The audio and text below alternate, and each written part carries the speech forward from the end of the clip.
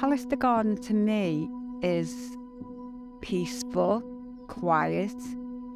It just makes me feel so relaxed. It's a little bit of an oasis in the middle of a town.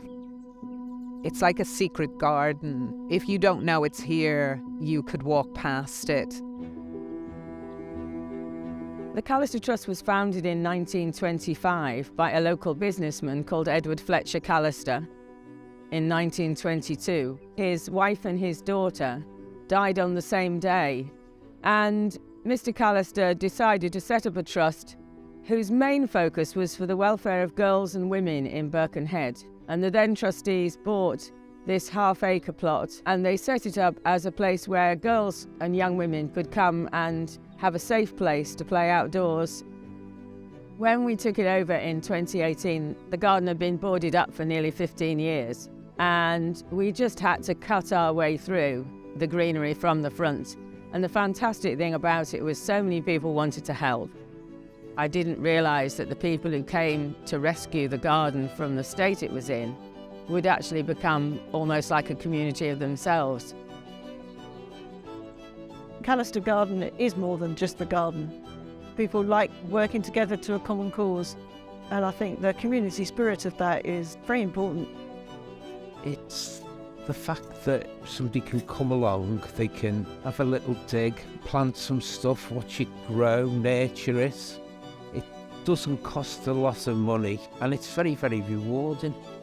I like the way the Trust has maintained it as a garden for the public.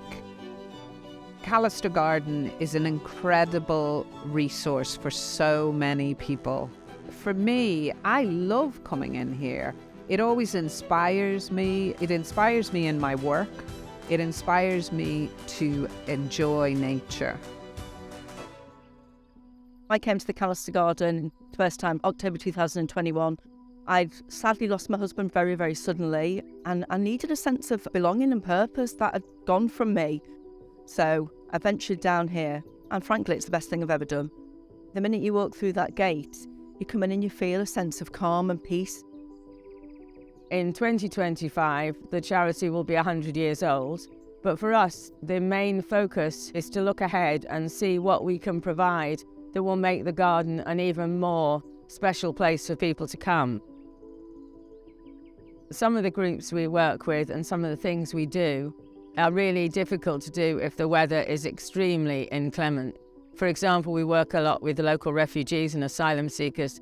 They find the cold weather extremely difficult. The importance of having the garden open all year to the refugees and asylum seekers is every single one of them have experienced some kind of trauma of varying degrees. So to come here and it feel like a safe space means the world to them. It's just a shame that it's only utilised for such a short time. When you're working with vulnerable people or people with particular issues, you really don't want to be cancelling sessions. It means that they lose that momentum and it's a lot harder to get them back again. We're fundraising at the moment to put a new pavilion, a pavilion to replace the long gone one that was here nearly 100 years ago.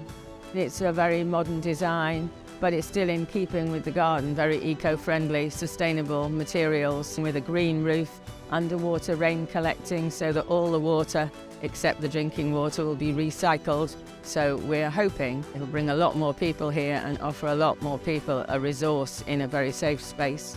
At the moment we're surviving with 1950s sheds that are really not fit for purpose in this day and age. If there was an indoor space here, it would just be incredible. It would mean that nothing would get cancelled. It would give that sort of week in, week out feel to the things that people come to. They would know that it would happen each week, regardless of the weather. The volunteers that have come but not stayed would stay. I think it just makes it more accessible to a lot more people. This has become a place that people meet other people. Quite a lot of the people who come here and garden are people who live on their own. And for them, it's become a social space as well. And that's really important part of what it is and what we want it to be. If people have gone through trauma, you need people around you. You need to feel like you belong and there's a purpose. So for me, it's done me good. It's helping me heal. It's just so enjoyable to sit and chat and make things with everybody else out of the environment. It's not about commercialism. It's not about buying things. It's about creating things. We want to make the garden a beautiful space, but we also want to make it something that as many people from the community can use. So I guess we want to keep that sense of it being a secret garden, but at the same time we want everyone to know about it.